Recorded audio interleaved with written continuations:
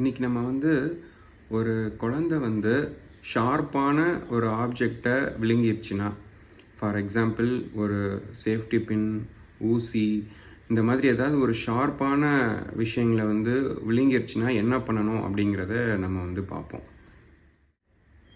குழந்தை ஷார்ப்பான பொருளை விழுங்கின உடனே ஃபஸ்ட்டு நம்ம உடனே பதட்டப்படக்கூடாது. பதட்டப்படுறதுனால அந்த குழந்தையும் ரொம்ப பதட்டப்பட்டு அதுக்கு ஏதாவது காயங்கள் உள்ளே ஏற்படுறதுக்கு வாய்ப்பு இருக்குது. ஸோ முதல்ல பதட்டப்படக்கூடாது. ரெண்டாவது குழந்தைக்கு எதுவும் சாப்பிட உடனே கொடுக்கக்கூடாது. சாப்பிட்றப்ப அந்த மூமெண்ட்னால அந்த ஷார்ப்பான ஆப்ஜெக்டும் உள்ளே மூவ் ஆகும். அப்போ அது ஏதாவது ஒரு உறுப்பை குத்துறதுக்கு, உணவு குழாயவோ இறப்பையோ குத்துறதுக்கு அதிக வாய்ப்பு இருக்குது. ஸோ அதனால் நம்ம சாப்பிட்றதுக்கு உடனடியாக கொடுக்கக்கூடாது. நிறைய பேர் நான் பார்க்குறது அவங்களுக்கு ஏதாவது பனானா இந்த மாதிரி ஏதாவது ஃபுட்டு யூஸ்வலாக கொடுத்துட்டு கூப்பிட்டு வரதை நான் பார்த்துருக்கேன். ஸோ அந்த மாதிரி உணவு எதுவும் கொடுக்கக்கூடாது. உடனடியாக ஒரு மருத்துவ உதவி அணுகணும்.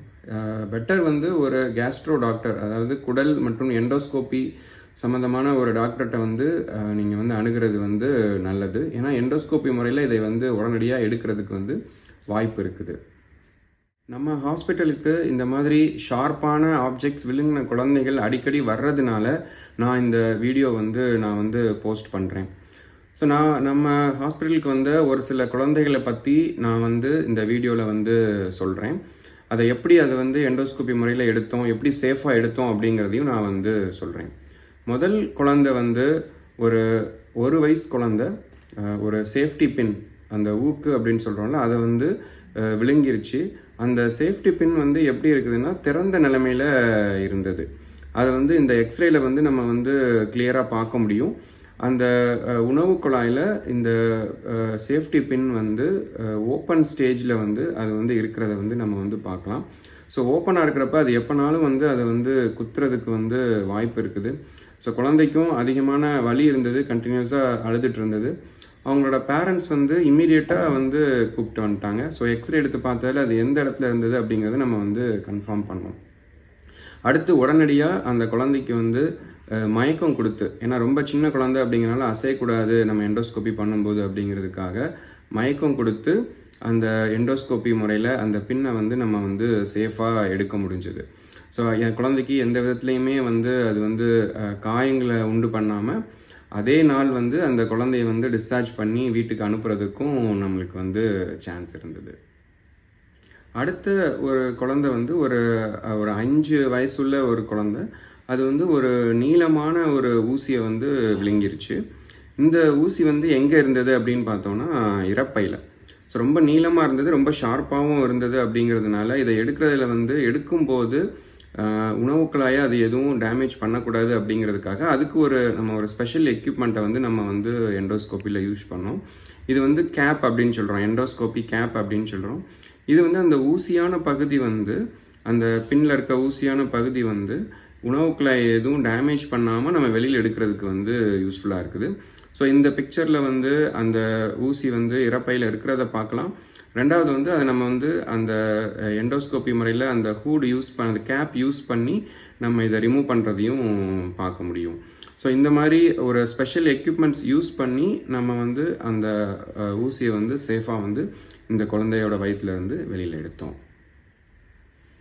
மூணாவது குழந்தை இதுவும் ஒரு நீளமான ஒரு ஷார்ப்பான ஊசியை விழுங்கிருச்சு. இதில் என்ன ப்ராப்ளம் அப்படின்னா, அந்த பேரண்ட்ஸ் உடனடியாக கூப்பிட்டு வராமல் அடுத்த நாள் கூப்பிட்டு வந்தாங்க. அது தானாக இறங்கிரும் அப்படிங்கிற ஒரு நம்பிக்கையில் சில பேர் வெயிட் பண்ணுறாங்க. ஸோ அந்த மாதிரி அவங்க வெயிட் பண்ணி பார்த்துருக்காங்க. அப்படி வெயிட் பண்ணக்கூடாது. வெயிட் பண்ணதுனால என்னாச்சுன்னா அது சிறுகுடலில் போயிடுச்சு. அதாவது இறப்பைக்கும் சிறுகுடலுக்கும் கரெக்டாக ஜங்ஷனில் அது ஒரு மாட்டிட்டு நின்றுட்டு இருந்தது நம்ம எண்டோஸ்கோப்பி பண்ணி பார்க்கும்போது. ஸோ அது சிறுகுடலை ஈஸியாக தொலைக்கிறதுக்கு வாய்ப்பு இருக்குது. ஸோ நம்ம இது ரொம்ப கேர்ஃபுல்லாக இந்த ஊசியை எடுத்தோம். இதுக்கும் ஒரு ஸ்பெஷல் எக்யூப்மெண்ட் யூஸ் பண்ணோம். இதை நம்ம ஹூட் அப்படின்னு சொல்கிறோம், எண்டோஸ்கோப்பி ஹூட் அப்படின்னு சொல்கிறோம். அதை இந்த பிக்சரில் பார்க்கலாம். இதுவுமே அந்த ஷார்ப்பான ஆப்ஜெக்ட் நம்ம எந்த டேமேஜும் இல்லாமல் வெளியில் எடுக்கிறதுக்கு ரொம்ப யூஸ்ஃபுல்லான ஒரு எண்டோஸ்கோப்பி எக்யூப்மெண்ட் அப்படின்னு சொல்லலாம். ஸோ அந்த ஹூட் யூஸ் பண்ணி இந்த குழந்தைக்கு அந்த ஊசியை நம்ம சிறுகுடல்ல இருந்து எந்த டேமேஜும் இல்லாமல் நம்ம வந்து அவங்கள வெளியில் எடுத்து அந்த குழந்தையும் அதே நாளில் நம்ம டிஸ்சார்ஜ் பண்ணுறதுக்கு வந்து வாய்ப்பாக இருந்தது.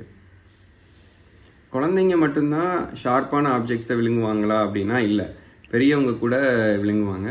ஸோ பெரியவங்க என்ன ஷார்ப்பான ஆப்ஜெக்ட்ஸ் யூஸ்வலாக விழுங்குவாங்க அப்படின்னா, ஒன்று வந்து ஃபிஷ் போன், அதாவது மீனில் இருக்கிற எலும்பு அல்லது ஈவன் சிக்கன் மட்டனில் இருக்கிற எலும்புகள் வந்து உள்ளே போய் மாட்டிக்கிட்டு ரொம்ப ஷார்ப்பான பகுதி வந்து அதை குத்துறதுக்கு வாய்ப்பு இருக்குது. ரெண்டாவது வந்து பல்ல இருக்க கிளிப் அல்லது டென்ச்சர் அப்படின்னு சொல்கிறோம். அந்த டென்ச்சரில் வந்து மெட்டல் பார்ட்ஸ் இருக்கும். ஒரு சில பகுதி வந்து பிளாஸ்டிக்கில் இருக்கும், ஒரு சில பகுதி வந்து மெட்டலில் இருக்கும், அது ஷார்ப்பாக இருக்கும். ஸோ அந்த பகுதி வந்து சில பேருக்கு உள்ளே வந்து உணவு குழாயை வந்து குத்துறதுக்கு வாய்ப்பு இருக்குது முழுங்கும் போது. ஸோ இதை பற்றி 2 பேஷண்ட்ஸ் வந்து நான் இன்றைக்கி வந்து சொல்கிறேன். முதல் பேஷண்ட் வந்து ஆக்சுவலாக சிக்கன் போன் வந்து முழுங்கினப்ப அது வந்து உள்ளே போய் வந்து மாட்டிக்கிடுச்சு. அது ரொம்ப ஷார்ப்பாக இருந்தது அந்த பகுதி வந்து. அதை இந்த பிக்சரில் வந்து நீங்கள் வந்து பார்க்க முடியும். இந்த நீளமாக அந்த ஒயிட்டாக நீட்டிகிட்டு இருக்கிறது தான் வந்து சிக்கனோட போன். ஸோ ஒரு பகுதி வந்து அது உணவு குழாயை வந்து குத்திட்டு நிற்குது, ஒரு பகுதி வந்து உள்ளே நம்மளுக்கு வந்து தெரியுது. ஸோ இதையுமே வந்து நம்ம எண்டோஸ்கோபி முறையில் எண்டோஸ்கோப்பியில் வந்து ஸ்னேர் அப்படிங்கிற ஒரு எக்யூப்மெண்ட்டை யூஸ் பண்ணி நம்ம வந்து எந்தவித டேமேஜ் இல்லாமல் வெளியில் எடுக்கிறதுக்கு முடிஞ்சது. இவருக்குமே வந்து நம்ம அனஸ்தீசியா, அதாவது மயக்கம் கொடுத்து நம்ம வந்து எடுத்தோம். ஏன்னா எடுக்கும்போது ரொம்ப அசையாமல் இருக்கணும். ஏதாவது ரொம்ப அசைஞ்சிட்டு இருந்தாங்கன்னா தொண்டையில் அந்த ஷார்ப்பான ஆப்ஜெக்ட்ஸ் வரும்போது குத்துறதுக்கு வந்து வாய்ப்பு இருக்குது. ஸோ அனஸ்தீசியா கொடுத்து இவங்களுக்கு வந்து அந்த ஷார்ப்பான ஆப்ஜெக்ட்ஸை வந்து எடுத்தோம்.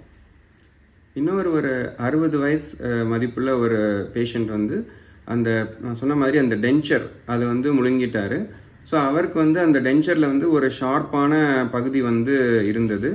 அதை வந்து இந்த பிக்சரில் வந்து பார்க்கலாம். இது வந்து உணவு குழாயில் போய் மாட்டிக்கிடுச்சு. ஸோ அதனால் வந்து அந்த ஷார்ப்பான பகுதி அவருக்கு வந்து அந்த குத்துனதுனால வலி ஏற்பட ஆரம்பிச்சிருச்சு. ஸோ அதனால் அதுக்கப்புறம் நம்ம இவருக்கும் வந்து மயக்கம் கொடுத்து அந்த டென்ச்சரை வந்து நம்ம வெளியில் எடுத்தோம். அந்த ஷார்ப்பான பகுதி வந்து எந்த இடத்துலையும் வந்து டேமேஜ் பண்ணாமல் நம்ம வெளியில் எடுக்கிறதுக்கு இந்த ஸ்னேர் யூஸ் பண்ணி நம்ம வந்து எடுத்தோம். ஸோ இந்த மாதிரி சின்னவங்க பெரியவங்க யாருனாலுமே இந்த மாதிரி ஷார்ப்பான ஆப்ஜெக்ட்ஸ் வந்து முழுங்கினாங்கன்னா அதை சேஃபாக எடுக்கிறதுக்கு வந்து நம்மகிட்ட வந்து நிறைய சேஃப்டி எக்யூப்மெண்ட்ஸ் வந்து இருக்குது. எண்டோஸ்கோப்பியில் யூஸ் பண்ணக்கூடிய எக்யூப்மெண்ட்ஸ் இருக்குது.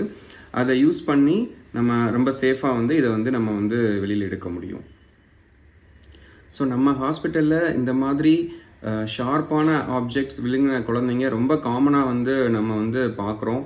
ஸோ அவங்கள எல்லாருக்குமே நம்ம வந்து எந்தவித டேமேஜ் இல்லாமல் சேஃபாக அந்த ஷார்ப் ஆப்ஜெக்ட்ஸை வந்து வெளியில் எடுத்திருக்கோம். ஸோ இதுலேருந்து நான் என்ன சொல்ல வரேன் அப்படின்னா, ஒரு குழந்தை வந்து ஷார்ப்பான ஆப்ஜெக்ட்ஸ் வந்து முழுங்குச்சுன்னா நம்ம உடனடியாக எதுவும் சாப்பிட கொடுக்கக்கூடாது. உடனடியாக கேஸ்ட்ரோ டிபார்ட்மெண்ட் இருக்கிற ஒரு ஹாஸ்பிட்டலை நம்ம உடனடியாக அணுகிறது வந்து நல்லது.